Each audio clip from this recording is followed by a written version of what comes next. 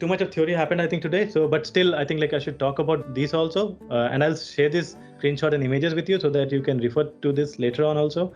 When we work on this, on the creation of the product, and also when you're following this UX process, we should always remember this user experience honeycomb by Peter. He says that there are different things that should be there in your product. So basically, whenever you're creating a product, always think whether the product that you're going to create will be useful or not, whether people needs whatever they needs they have, and whether your product will fulfill that or not. So basically, product needs to be simple and easy to use. So whenever you're creating a product, create a useful product. Okay, so products should be simple, minimal design, minimal experience, but it should solve the meet the need of the user. Similarly, it should be usable. Product must fulfill a need. That's why it should be usable. Similarly, desirable. Desirable means presentation of the product. The presentation of the product should be good. The combination of the design, the colors, the fonts, the images should be made in such a way that it should be pleasing to the eyes. Okay, and so on. So it should be like useful, usable, desirable. Similarly, findable. If user has a problem with the product, they should be able to quickly find a solution. So basically, the execution of the product should be like simple. So basically, the product should be simple in experience or like easy in use. Okay, so findable is that, and accessible is basically content features needs to be accessible to people with disabilities. Now this talks about the accessibility and the usability part of the product. So usability was on the left, but this accessibility is that even people who have got disabilities, they should also be able to use the product. Okay, so now someone has color blindness, so how will you handle those kind of users? You should be aware of that, and UX process takes care of those things also, because in the process we do a lot of testing, and when testing we also take care of whether the product has got the right accessibility or not. Okay, and credibility is also very important, because people buy product coming from good companies, reputed companies. So build credibility with your product. Okay, so these are few features of good UX. So basically features that affects the experience. Also take care of these things. So basically, when you're creating a product, try to avoid these things. Okay, so don't make product which is stressful, so which increases the cognitive load of the user. So basically, serve less content, important content to the user at a time. Similarly, don't make ugly looking designs. Make clean, nice, fresh designs, and don't create solutions which are confusing and frustrating, and also don't put elements in the designs and the experience which are distracting. Similarly, the solution should not be inefficient, it should be efficient. And tedious is basically all the activities or the tasks for which the user is on the product should be simple, it should not be tedious, and your product should not be complex, it should be simple.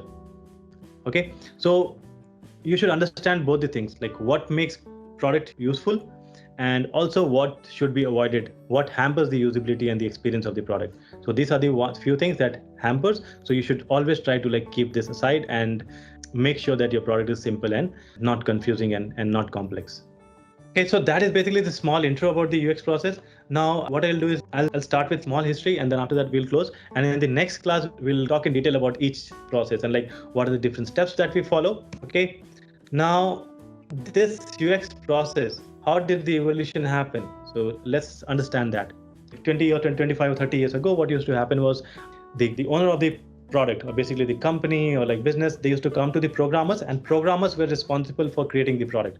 So basically they were responsible for doing the coding. So in this initial, like the stage or during that period, basically they never took care of the experiences, they never involved the end users. Okay, the businesses created the product as per their own understanding. Okay, so that was the first period or the initial periods. And in that, who was the one who was making the product? The programmers were making the product. They were the one who were developing the product and then testing the product, and then after doing all these things, they used to then ship it to the market. So that is what used to happen. But later on, what happened, like since later on people started realizing that yes, that was not the right way. So what they did, they started introducing managers in the process. Now managers was the one who used to work closely with the programmers, and they used to give the requirements to the programmers, and then programmers used to work on those, and then after testing they used to ship it to the market. still it was okay, but not that efficient. It was not, they were not able to like create the right experience for the product, and there were a lot of problems in the product. And since the programmers were themselves designing and testing, so the solutions were not efficient. So they later on realized that there is some gap. So what they started doing was they introduced QA and designers in the process. So managers were still there, programmers were also there, but what happened? They introduced QA as a separate set of people or a team. And now the managers used to give the requirements to the programmers. The programmers used to like do the coding and development and all. But here in this period, they didn't test it by themselves. So what they did, they passed on the product to the other team, that is basically the QA team, and then they used to do the QA and the testing. And if there was any feedback, they used to give it back to the programmers, and then they used to fix that. And after that, it came back to the QA again. They again tested it, and once the solution was done, the programmers, they used to come to the designers. Designers used to be like involved at the end of this entire process. So the programmers used to come to the designers. So basically they used to come with small requests like, can you give me the one primary color, like what color should I be using in the application, or like can you give me the look and feel of the button, and so on. So basically they used to come with like small requirements about design to the designers, and the designers, they were involved at the end of the process, so at the later stage, once the product was designed and developed. So this was also okay, but still they were not getting the right results. So they were saying that yes, still there were like a lot of problems. So what they did, they changed the process. So they brought the designers before the programmers. Okay.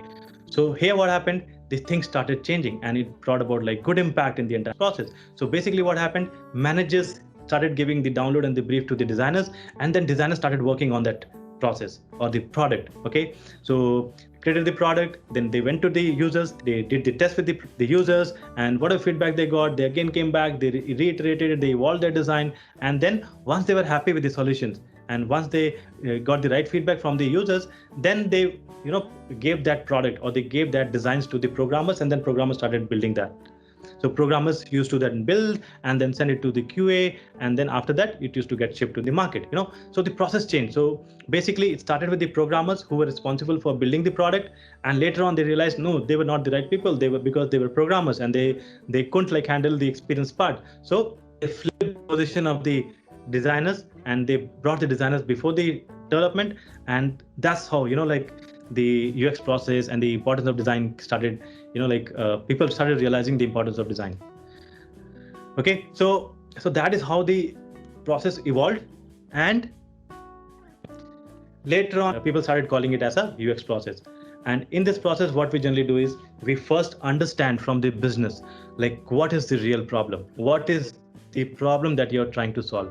Okay, so this is also called as problem statement, or the challenge, the problem or the challenge, and so on. So basically, once you get the challenge, and basically from whom you get the challenge, from some business people or from some end user. So basically, there is someone who initiates the process and starts working on that challenge. Okay, so now once you know that, okay, this is one challenge, or this is one problem, and how do we solve it? So basically then you do start doing the research. So that is basically the understanding of the problem is the first stage of the process, and then you do the research. Okay, so in this, what you see is like 5 stages of the UX process, and we'll like go through this in detail in the future sessions.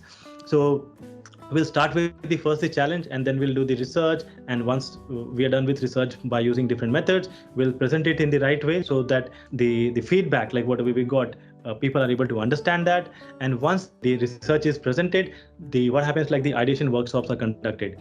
So all the team members, even sometimes the end users, they are involved in the design thinking workshops. So they collaboratively work together and start ideating and like brainstorming on like what should the solution be, and so on. So once they are done with the ideation, what they do is like basically once they are finalized one idea, they start creating the prototypes. And in the prototype, what we generally do is like we create like hand sketches, wireframes, then hi-fi design, then full prototype. And once this is done, it's tested. And after the feedback is received, so the designs are again improved, and design evolves. And then once all the testing is done, once the users are happy with the product, it's shipped to the market. So this is what we do, and we'll follow this process. So when you Google, you'll see a lot of different process. Okay, but I'll not go into that. I'll just give you a small overview of that, because it's not about the different stages. It's all about understanding like how the process works. In some company they follow 6 steps process, while in some company or some of the models are there like in the market wherein you only have 4 stages. Okay, so but we'll follow this because this is very simple to understand and follows like what happens at each stages, like what happens after each step. So we'll follow this process. Okay, and yes, so in order to understand the process, what we'll do is like we'll pick up topics, some challenge, some problem statement. So in my previous session, these were like few of the problem statement that I gave. So you can pick any from this, or you can find your own problem statement. Okay, so basically the topics that you want to create a product for or on.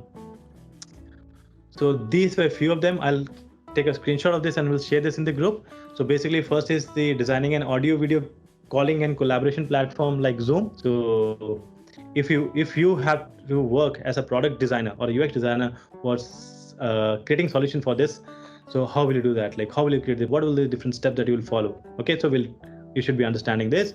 Then the second is creating an easy checkout payment type that can easily be integrated with an e-commerce system. So now what you see is like there are different system called different methods. So basically for payment is basically the debit card, credit card, net banking. Okay, so these are different ways how the payment happens. So or like also there's like another like Bitcoin is also coming. So can you innovate and like think of another way or a new method of payment? So if you can like do that. Or the third is basically digital platform to access content of OTT platforms at one place, that is Netflix, Amazon Prime, Hotstar, Voot, etc. So there are like a lot of different OTT platforms. So and it's very difficult, for the people to like view the content from different platforms. So can you like use or create a product wherein like you can bring everything together and then serve to the user, and how will that affect the usability and the experience of the user? So start thinking and brainstorm about these things. Now similarly, create a community for adventure travelers, so creating a community for them. And then the next is create an expense tracking app for better management of personal funds. Okay, designing a home automation system for controlling all smart devices, IoT at home. Then develop an on-demand app for booking mechanism, garages, car repair and maintenance. So these are like few examples. I'll share this example in the group, so you can pick any from this, or you're also free to select your own problem statement.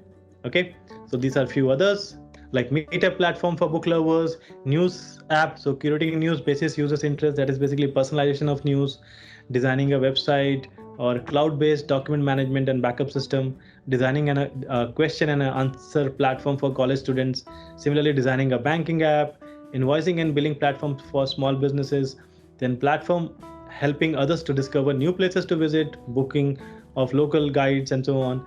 And then, or you could also take any existing product and improve the usability of that. You should be like selecting any one of these. We'll be using this problem statement to work practically on that. Okay, so we'll be like taking this and then work practically. So we'll use different methods, and then we'll also like conduct surveys. Then we'll do like this interview. Then also present in the affinity diagram, empathy map, and so on. So basically, you should be like selecting one problem statement. Okay, and that you should be done with like before the next session. And these are a few other topics that are these are from the hackathon that I conducted. So recycling for such a sustainable development, and solving parking problem, then revolutionizing the agriculture by empowering farmers, staying safe on the internet. So basically it's a parental control app, improving recruitment process, then stop the violence, basically domestic violence. So how can you like create an experience for that so that this can be stopped, or like something around that, solution around that. And similarly, micro funding for underprivileged. So how can you help the underprivileged people, be in the form of like education or food, shelter, XYZ. So like what can you do, and how can you create a good platform for them? Okay, then also the last but not the least is the virtual platform for the performing artists. So if you have to create a platform for the artists, so what will that be and how will that help those artists? Okay, so these are few things that you can select from, or you can also select your own. So this was just a small intro part, but from the next part, what we'll do is like next session we'll do is we'll use this process. and we'll deep dive into each stage. So there are like a lot of things that happens in each stage. So currently what we see is like there are 5 stages in this process. So what happens in the first stage? What are the different types of research? So, and how those research are conducted? So what are the different methods? How do you select the right participants? And what are the different types of questions you should be asking? So what is the different process? So we'll try to understand that. Okay. So we'll start with the first phase first. That is basically the first stage. That is challenge in the research. And I might use two sessions for that, and then we'll get on to the research part. So basically the presentation of the research, I might again use two sessions for that, and we'll practically see like how that works. I'll also present the solution. I'll also work with you closely to see like how this could be created. Okay.